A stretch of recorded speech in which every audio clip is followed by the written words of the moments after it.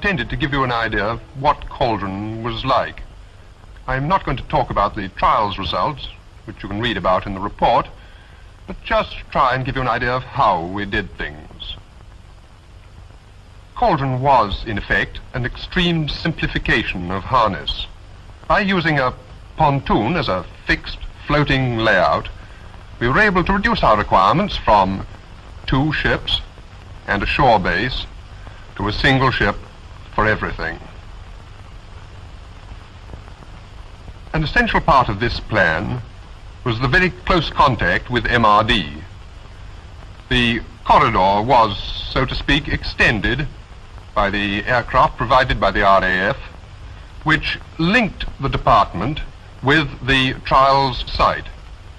Here is the pontoon moored in the bay north of Stornoway, and in another rather shaky air shot you can catch a glimpse of Ben Lomond at anchor. The whole idea depended on the use of the spud pierhead pontoon, originally built for Mulberry. I want to show you a few diagrams of the pontoon so that you can get the general idea. The pontoon is 200 feet long and 60 feet wide, and it's about 10 feet deep. It normally floats with about 7 feet of freeboard, as you can see in this end view. To put it into a state suitable for wind flow, the centerline tanks are filled with water, which sinks the pontoon down until the freeboard is reduced from 7 feet to about 3 feet. The wing tanks are then flooded. This has the effect of tilting the pontoon over until the surface slopes at about 1 in 10, and the windward edge is level with the water. The wind can now flow smoothly from the sea onto this gentle slope and up it. This flooding and listing are done by machinery in compartments below deck.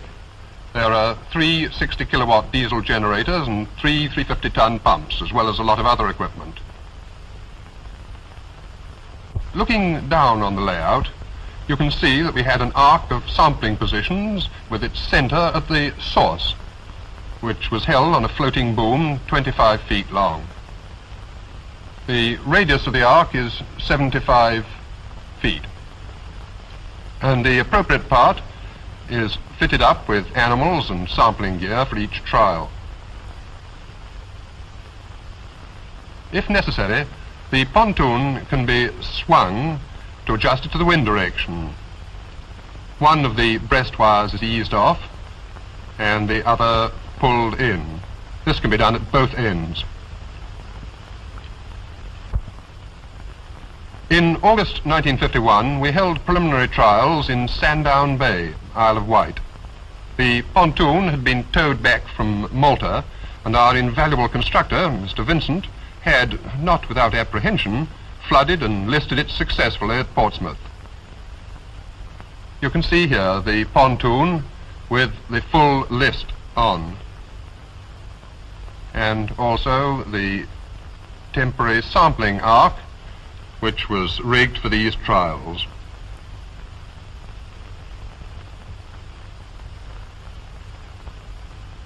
The Porton engineer and naval constructor in consultation. These preliminary trials were intended to prove the general principle and were fully satisfactory. In October and November 51, Ben Lomond and the pontoon went into dockyard hands at Chatham. The pontoon required extensive work, and Ben Lomond had to be modified quite a bit for her new job.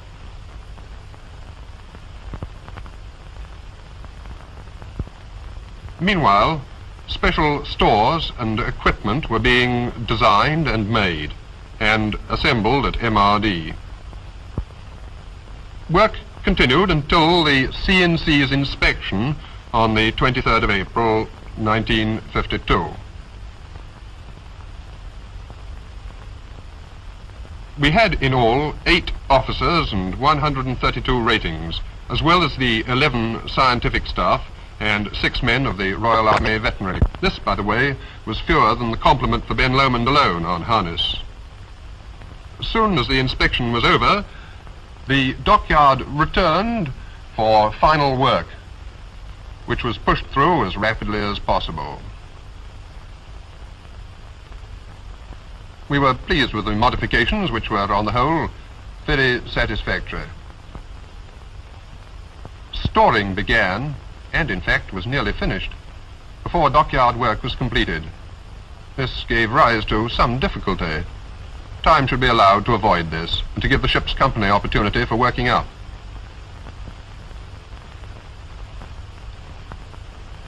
Unpacking went on in the laboratories as stores were received. And before stowing for passage, the items were checked.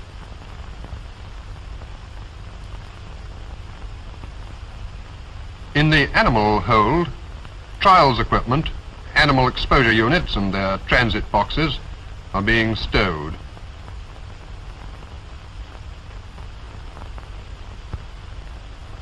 The ship moved out to a buoy a week before sailing for fumigation, which was most successful. We were completely free from rats and cockroaches. The last stores taken on board were guinea pigs, here being brought to the ship's side door and into the clean hold. Later consignments came from Porton by aircraft to Stornoway. Conditions in the animal holds were good, with excellent ventilation and temperature control. We had no deaths on the clean side. Temperature was kept at 65 Fahrenheit or a little lower as far as possible. Pelleted food was kept in large hoppers with valves at the bottom. We had space for about 6 tons of guinea pig food and 1.5 tons of monkey food. The animals also got fresh green stuff. Water was dispensed from a multiple filler dealing with 5 bottles at a time. The normal ship's supply of distilled seawater was used. Water bottles being fixed to the guinea pig trays, each of which held 8 pigs.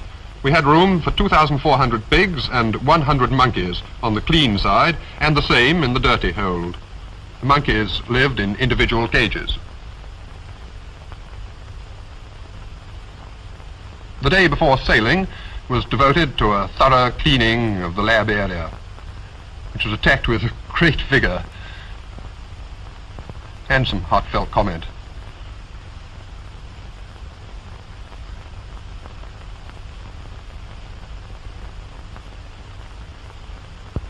We sailed on the 5th of May, the last motorboat being hoisted at Chatham before we went downstream to Sheerness.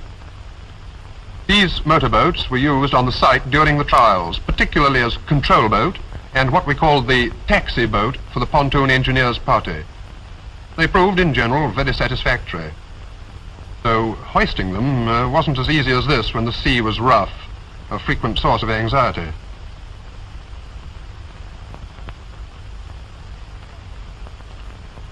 On the way downstream, we passed Campania, due shortly to leave for the Montebello atomic trial.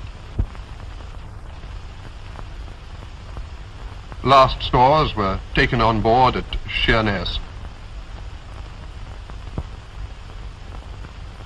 and we set off. Quietly at first, with warm sun that was rare enough later in the year.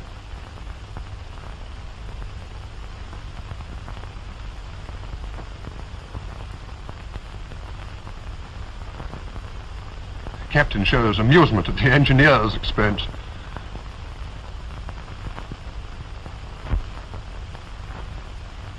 At first, work in the lab was easy, but the ship began to roll, and it became increasingly difficult to carry on with preparing the laboratory equipment. We met a heavy beam swell.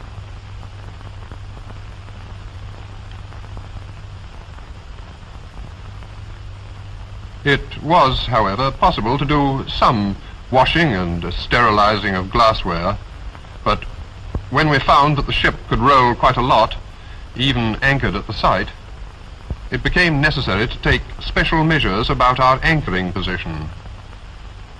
These measures were fortunately very successful.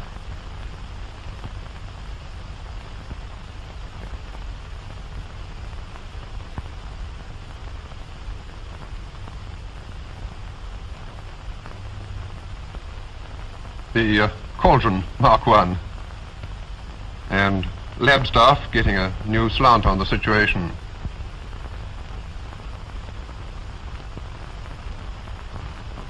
And so, on the afternoon of the 8th of May, we arrived. And the site looked very nice indeed in the sunshine, with a gentle breeze blowing as we came in to our first anchorage. Later on we went further in, very close indeed to the cliffs. And so we anchored for the first of many times.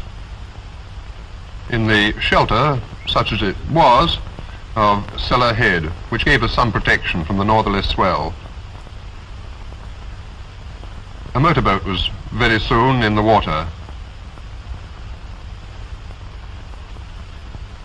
2 hours later, we had our first taste of the vagaries of the weather in this locality, for it was necessary to hoist the boat again because of rising wind.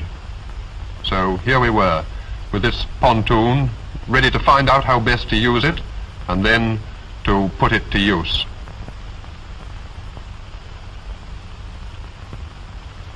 A few diagrams will probably help at this stage. The site was a bay about 20 miles north of Stornoway, on the eastern side of the island of Lewis. Ben Lomond was anchored in the shelter as far as possible of this headland, and the pontoon was in the middle of the bay. We worked with the wind blowing out to sea in this sector. A trial begins with the animals prepared in the clean hold, put into transit boxes and passed out through the ship's side door to the control boat. The control boat takes the gear and trials team to the pontoon, where the animals are offloaded. Some go onto the ark for the first trial, and the rest below into the clean compartment.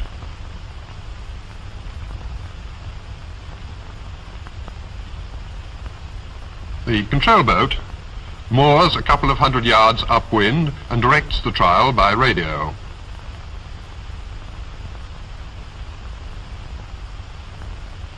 When the cloud from the first trial has passed over the layout, the exposed animals are put in the dirty compartment, and fresh animals are brought up from the clean compartment. After the last trial, we usually did 3 on a day, the last lot of animals goes into the dirty compartment, and the surface of the pontoon is decontaminated.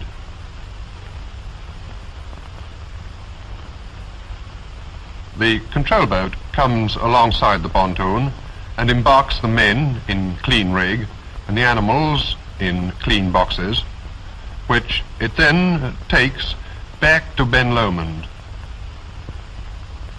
where the animals are passed into a lobby and thence into the dirty hold, where they're held for observation and post-mortem. The samples go to the laboratory up above, where assessment is done.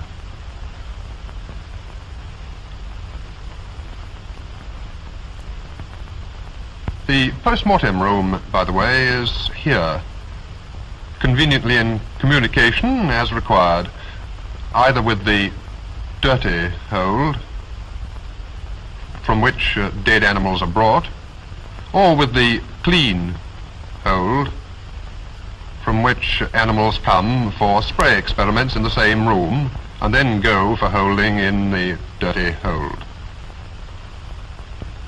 It's connected with the lab by a small lift.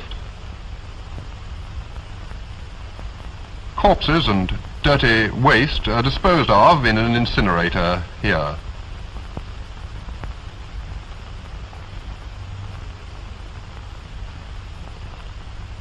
I'm now going to follow through the actual operations in detail.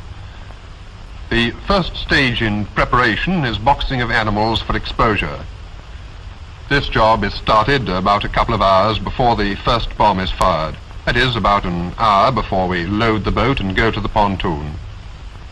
The guinea pig unit was designed for Cauldron. It was made to hold up to 10 pigs and 2 impingers. The animal is held by the neck with the head exposed. The units are carried forward and stacked by the place where assembly will be finished by fitting the sampling apparatus, that is, the impingers, and fresh trays are brought to the boxing point. The requirements for a day's trials was of the order of 225 guinea pigs, that is, 45 of these frames with 5 pigs each, which we found a suitable number at each point. The units are handed up to the table where impingers are fitted. The impingers have already been prepared in the laboratory. Here they're fitted into the frames and their rubber connecting tubes are attached. The unit is now complete and ready to go in its place on the sampling ark on the pontoon. The frames are put into a transit box which is closed and hoisted onto a platform.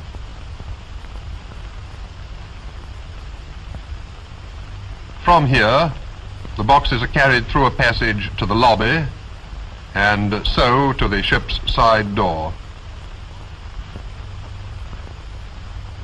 The boxes come through the side door and are loaded into the control boat by hand occasionally, you can see here, or more often by a hoist worked from the deck above. This operation took about 10 minutes.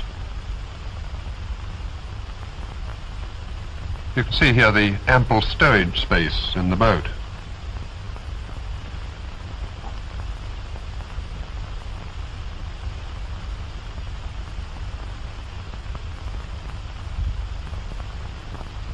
The trial team now joins the control boat. 3 lab staff, 3 vets and the radio officer make up the pontoon team of 7. The trials officer, naval officer and meteorologist stay in the control boat during the trials. The boat goes to the pontoon a little less than a mile away and the boxes are passed by hand onto the deck. Some animals are to be put ready for the first trial. The rest go into the clean compartment. All the transit boxes are stowed in the clean compartment, ready for packing up the contaminated units after the day's trials. The boxes are opened as soon as possible to give the animals fresh air.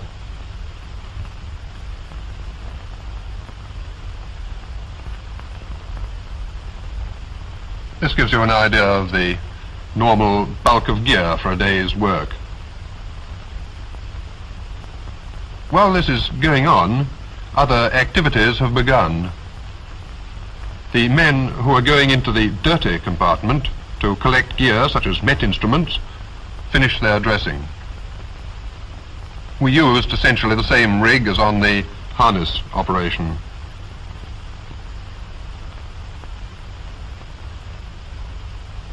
The meteorologist adjusts his anemometers, which are connected to recorders in the clean compartment. In some of the trials, anemometers were fixed also on the sampling ark, towards the higher side of the pontoon. The wind direction indicator, which we call Big Ben, is put in its socket.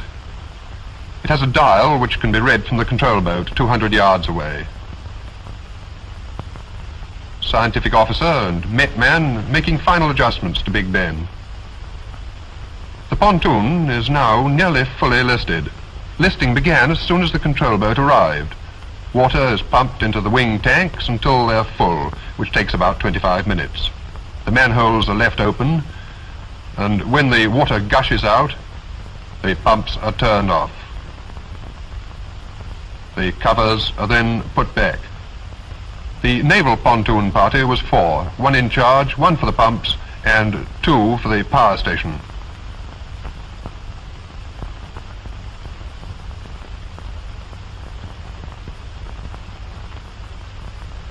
This gives you an idea of what the pontoon looks like when fully listed.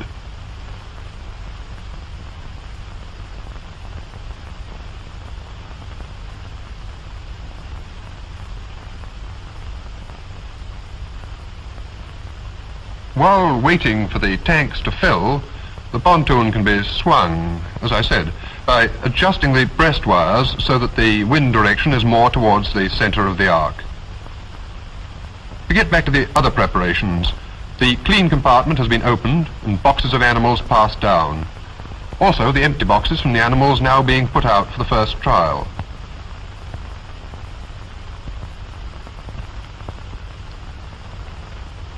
In the clean compartment, the animals are stowed on racks.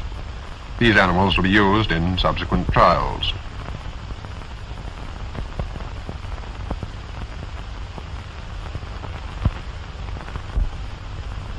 The empty transit boxes can be seen in the foreground, and some more at the far end of the compartment. He is obviously a political agitator, haranguing the rest about the rights of monkeys, though they're only paying casual attention to him.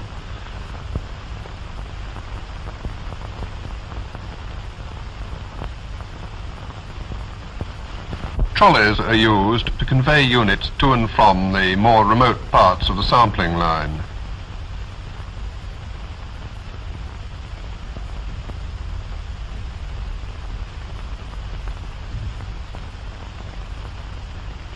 The units are put on the arc in a position decided by the scientific officer and the meteorologist after studying the wind direction. The position can be finally adjusted later on by moving units, though this wasn't often necessary.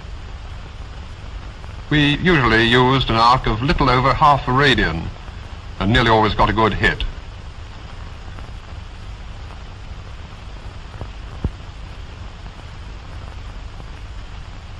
Preparations are well advanced now.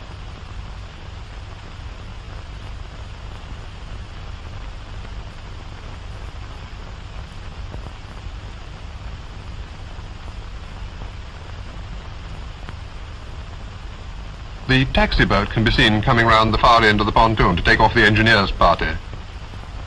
It was sometimes desirable to leave the animals the wrong way round as long as possible to protect them from high wind. Temperatures were mostly about 55 Fahrenheit and wind speeds generally high. This didn't upset the monkeys at all, maybe because we kept the animal room cool. We also lost very few guinea pigs through exposure, but they had a habit of biting one another if they could reach. In earlier trials, they sometimes came back in bad shape. A slit at the back of the box to increase ventilation and drain off urine and feces made a great improvement. The pre-impingers are filled. This device divides the sampled particles, roughly speaking, into fractions above and below 4 microns diameter.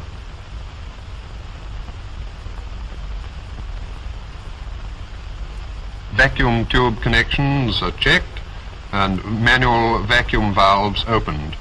Vacuum is not yet on the line. It's controlled by a master valve in the clean compartment.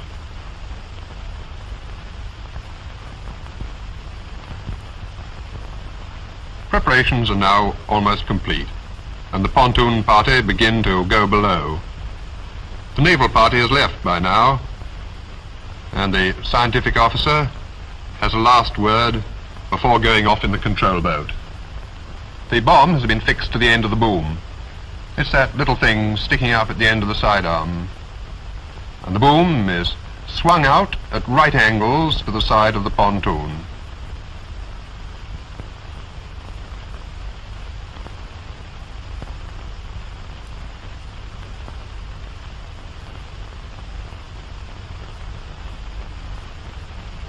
Looking back from the control boat as it goes upwind, we can see the boom being secured by one of its guy ropes.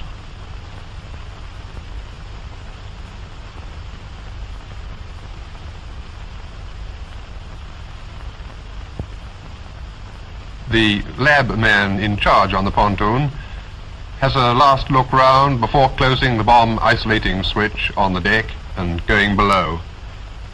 He is the last man to leave the deck. In the clean compartment, the radio man and one vet are ready. The radio man has a telephone for communication with the dirty compartment, radio for talking with the control boat, and controls for firing the bomb and turning the vacuum on. The vacuum gauge, showing the state of the 500 cubic foot vacuum tank. Also, gauge and regulating valve for low pressure air, led to the end of the boom for spray trials. The last man into the dirty compartment checks the closing of the hatch and goes to phone the clean compartment. These hatches, by the way, gave some trouble, being awkward to handle and requiring a lot of care to ensure airtightness.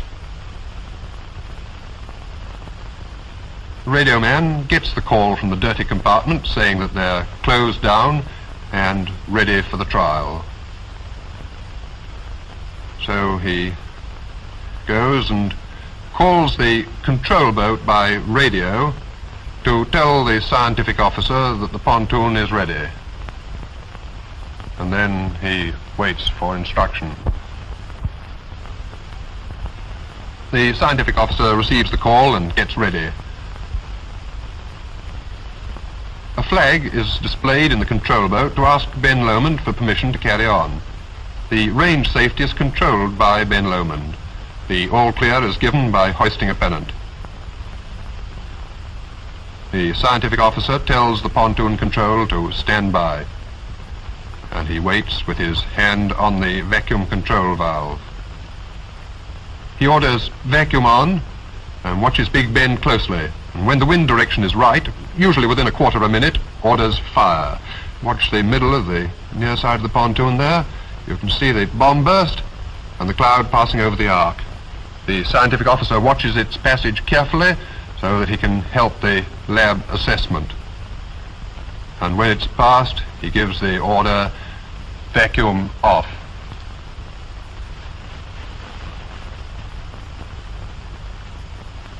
Met readings are taken in the control boat. Wet and dry bulb temperatures and sea temperatures were recorded. It wasn't practicable to take air temperature gradient measurements.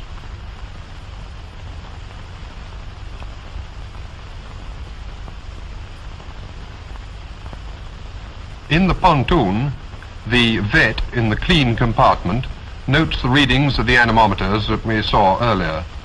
There was also an instantaneous wind speed indicator here, so that the control boat could call up at any time and find the actual wind speed over the pontoon. The vet and radio man will shortly be busy passing up animals for the next trial. All these film shots, by the way, were taken during actual hot trials. The radio man has given the all clear to the dirty compartment, and the 5 men in there go up to remove the first layout and to fix the second one. The control boat can, of course, order a new position if the wind has changed.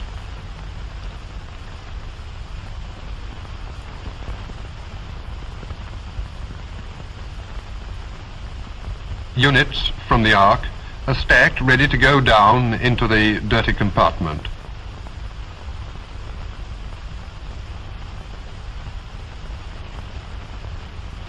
Where the animals that have been exposed are stowed in racks.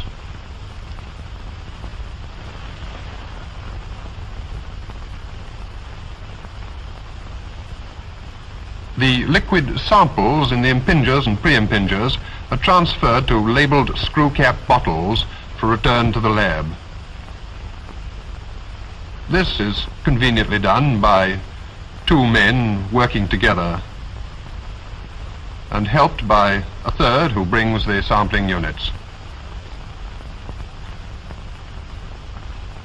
Meanwhile, the hatch of the clean compartment is decontaminated and opened from above, and the clean units are passed up.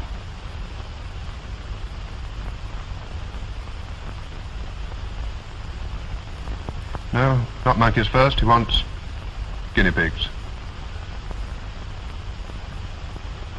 The vet stands on the platform and the radio man ferries the units.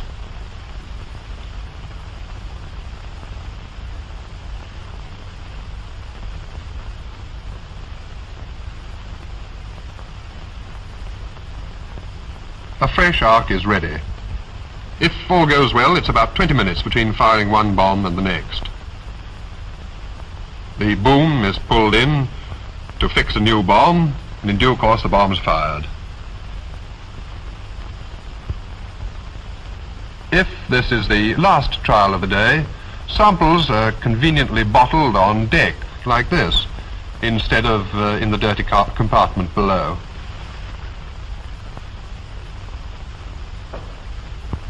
All that remains is to clear up and decontaminate the pontoon, and for the men to change into a clean rig.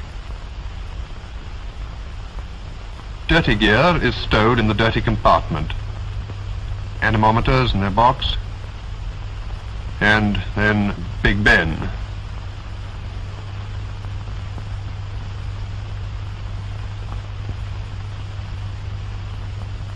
The vacuum nipples on the bassoons, as we call them, are covered, and the manual vacuum valves closed. Decontamination has begun at the far end. A commercial hypochlorite preparation was used, diluted with seawater.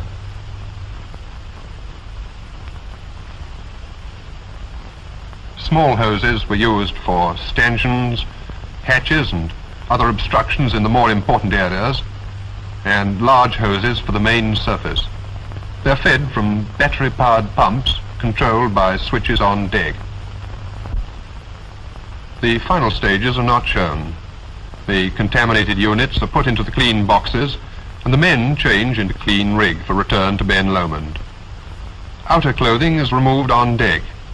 Underclothing is changed, and clean overalls are put on in change rooms below deck.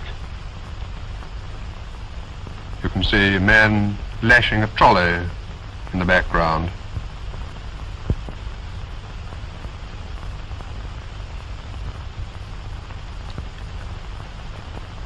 Using one of the large hoses, he is giving special attention to the boom, which is now stowed inboard.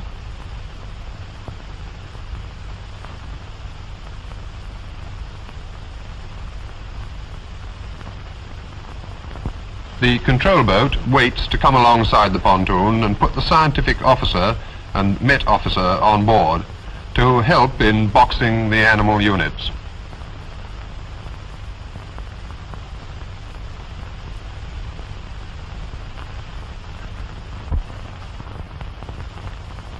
On return to the ship, the boxes are stacked in the lobby and then passed into the dirty hold. They're slid down a chute and then carried to a convenient place for the next stage. Lids are taken off as soon as possible to give the animals air.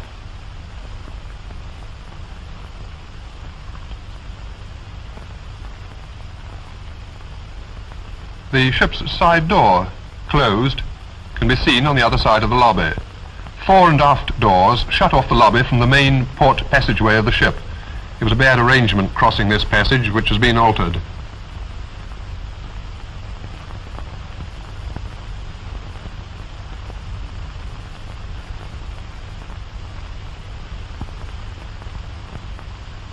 The animals are unboxed here and put into cages that have been made ready by the ship's veterinary staff during the trials.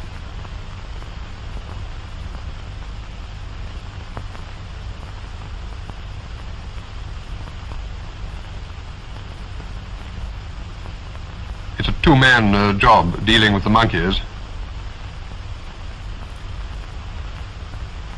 This shows rather nicely the best grip, with the monkey's arms behind his back. They're full of fight and sometimes give a bit of trouble.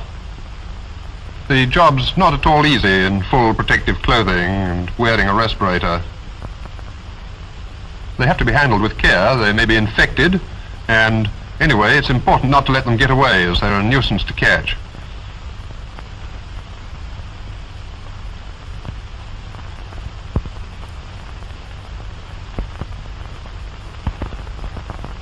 The safety officer took a large number of swabs and air samples both here and on the pontoon.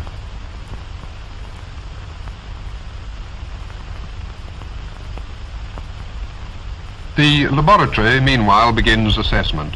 Plates have been poured a day or two before in the small plate pour room, the door of which wasn't usually wide open like this.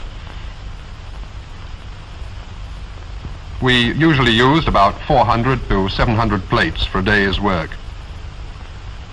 Two problems were met here: rolling, which made pouring impossible but could be stopped by suitable anchoring, and the ever-changing trim of the ship, for which these benches were fitted with leveling screws.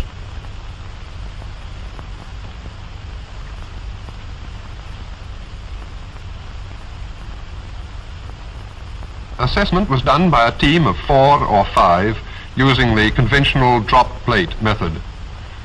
Dilutions were made by mouth-operated pipette. There was no trouble despite the absence of special safety devices, or perhaps because of it.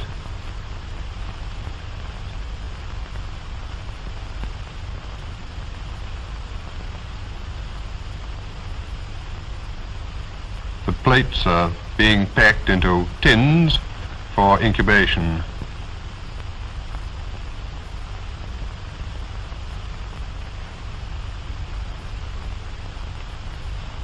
Here the tins are going into one of the hot rooms to be incubated.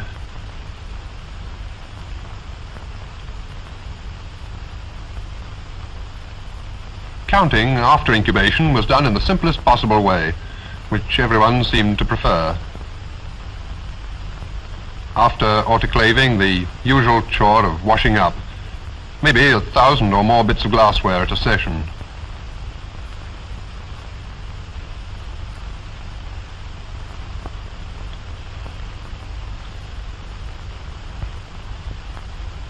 We washed in soap flakes, rinsed in tap water, which was ship's distilled seawater, of course, and finally double rinsed in lab distilled water.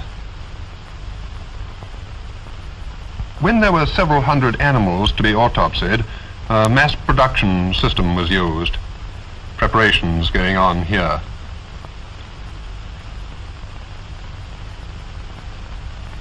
The animals have been killed just beforehand, labelled, and passed from the dirty hold into the post-mortem room.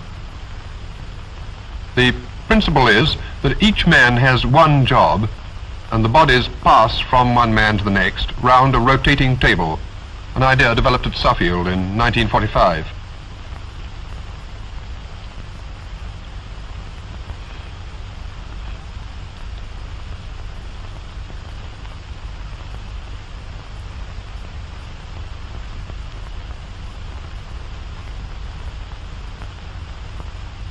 The body first clipped onto the table, with its identifying number on the paper underneath it.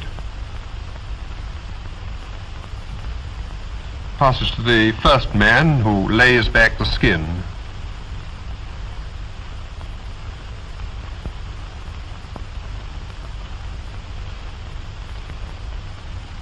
The second man exposes the organs.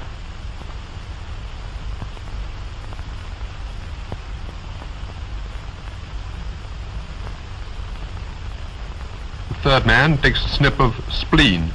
The procedure, of course, depends on the disease you're looking for.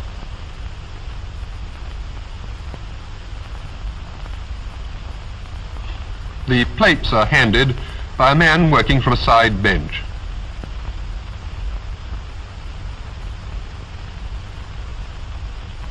Instruments are sterilized by a rinse in Lysol to remove tissue and blood, and then standing in acetone.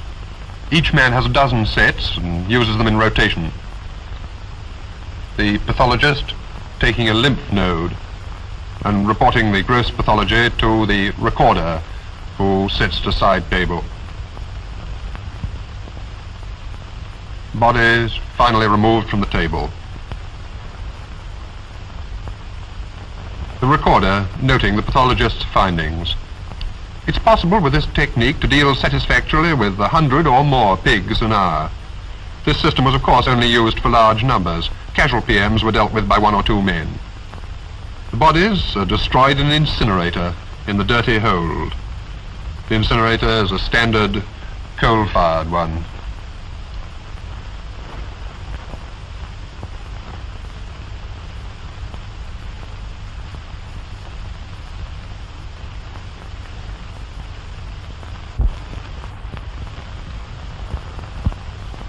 This organization was, as I said, closely linked with MRD by air. A large quantity of stores was handled both ways by the Valletta aircraft.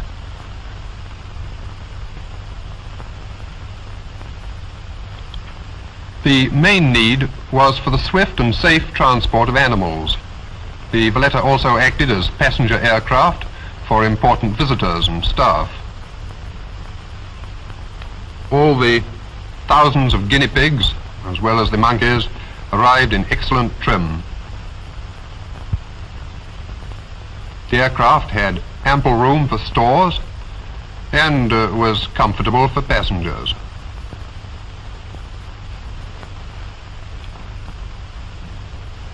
We could scarcely dispense with this important part of the organization. Our 2 MFVs were the usual link with Stornoway, one of them here, taking off local dignitaries after the sole occasion on which we were able to entertain on board. It was ironical but inevitable that the MFV trip from Stornoway to the site took as long as the air trip from Porton to Stornoway. The MFVs did good service, often making the 20-mile run 4 times a day in rough weather, though sometimes a night run when we were lying off Stornoway was calm enough. The final but not unimportant member of the team was the tug, our clear-range vessel. Hengist, there for most of the season, was also an invaluable link with Stornoway.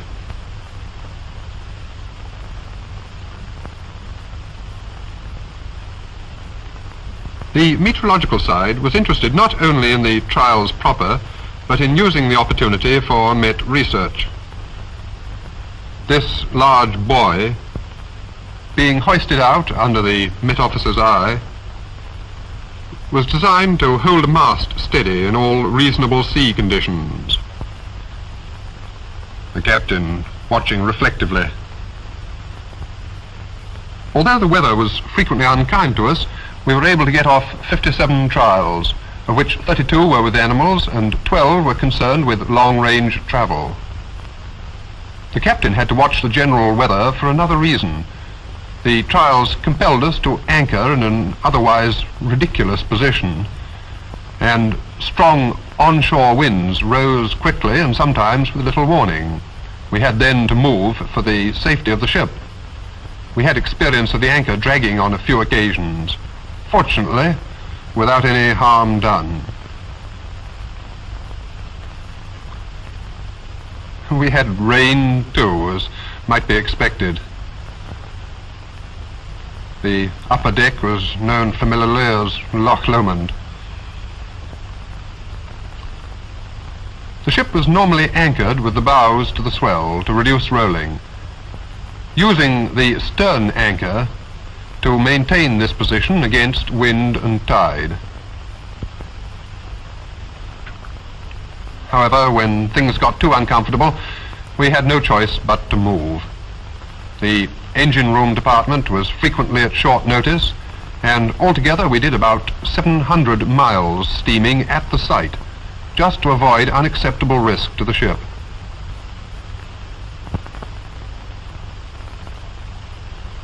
You can just see the pontoon there, wallowing in the distance as we pass it on one of our retreats. We were at no time anxious about the safety of the pontoon, which could ride out any likely storm.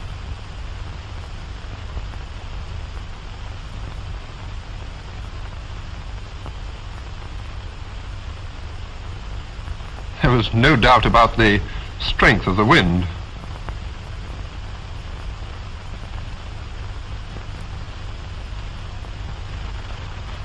Because of this trouble with the weather, such an operation, although at a fixed site, must be regarded as very nearly a fully sea-going one. On one occasion, a motorboat, which could not be hoisted before the sea was too rough, had to make an uncomfortable trip alongside us to the shelter of Stornoway. We packed up in September '52, with trials completed and waiting only for the final holding period for animals. It was a calm day when the bar vessel unmoored the pontoon and handed it over to the tug.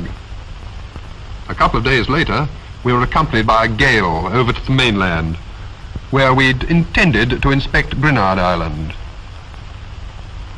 But weather drove us from there also, and we left Lough Hugh the following morning after a very anxious night.